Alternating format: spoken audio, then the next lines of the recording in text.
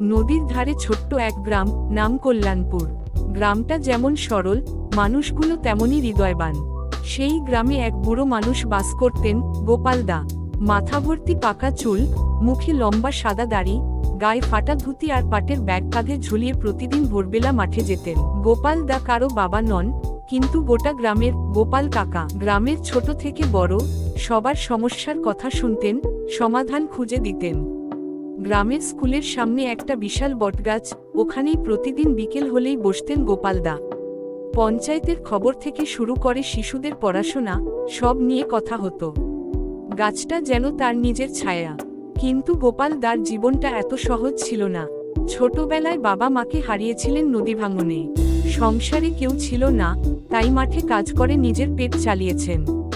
লেখাপড়ার সুযোগ হয়নি, কিন্তু জীবনের স্কুলে যা শিখেছেন তা অনেক পণ্ডিতও জানেন না।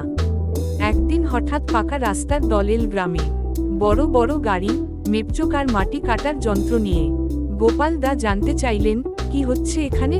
তখন একজন আধিকারিক বলল, এই জায়গা দিয়ে বাইপাস রোড হবে, শহরের সঙ্গে যোগাযোগ বাড়ানো হবে, তাই স্কুলের সামনের এই বটগাছটা কাটতে হবে। বটগাছটা কাটবে? গোপাল দা স্তব্ধ হয়ে গেলেন। ওই গাছটা শুধু একটা গাছ নয়, এটা গ্রামের স্মৃতি, ইতিহাস, অনুভূতি। স্বাধীনতার সময় সভা হয়েছিল ওখানে। বৃষ্টির দিনে ছেলেরা দাঁড়িয়েছিল তার নিচে, গরমে ঠান্ডা হাওয়া দিয়েছে। গোপাল দার জীবনের সঙ্গী ছিল গাছটা। সেই রাতেই গোপাল দা হাঁটলেন গাছটার চারপাশে। চুপচাপ বসে বললেন, তোকে কাটতে দিই কেমনে? তুই তো আমার জীবনের অংশ। পরদিন সকালেই গোটা গ্রাম জড়ো হলো। গোপাল দা মাথায় সাদা গামছা বেঁধে গাছের গায়ে বসে পড়লেন। সংবাদ মাধ্যম এল, ছবি তুলল।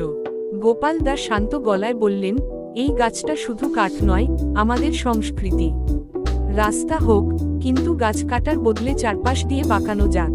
2 দিন পর সেই আধিকারিক আবার এল। বলল, আপনার কথা শুনে আমরা প্ল্যান বদলাচ্ছি। বাইপাসটা গাছের পাশ দিয়ে ঘুরিয়ে নেওয়া হবে। গোটা গ্রামে উৎসব শুরু হলো। বাচ্চারা গাছের গায়ে ধন্যবাদ লিখল, কেউ মালা পোড়াল, কেউ ছোট করে আলপনা আঁকল। গোপাল দা হাসলেন, তার চোখের কোণ ভিজে গেল। সেই দিন থেকে বটগাছটা শুধু ছায়া দেয় না, মানুষকে শেখায় কিভাবে ভালোবাসতে হয়, লড়াই করতে হয়, আর ইতিহাসকে বাঁচিয়ে রাখতে হয়। আজও কেউ কল্যাণপুরে গেলে দেখে একটা বটগাছের তলায় বসে এক বুড়ো, গায়ে ধুতি, মুখে হাসি।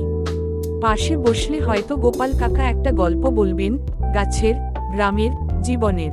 গল্পের বার্তা, এই গল্প শুধু একটি গ্রামের নয়, এটি আমাদের জীবনের সঙ্গে মিশে থাকা প্রাচীন স্মৃতি, প্রকৃতি ও আত্মিক বন্ধনের প্রতিচ্ছবি। উন্নয়ন দরকার, কিন্তু তার সঙ্গে সঙ্গে দরকার আমাদের শিকড়কে সম্মান করা।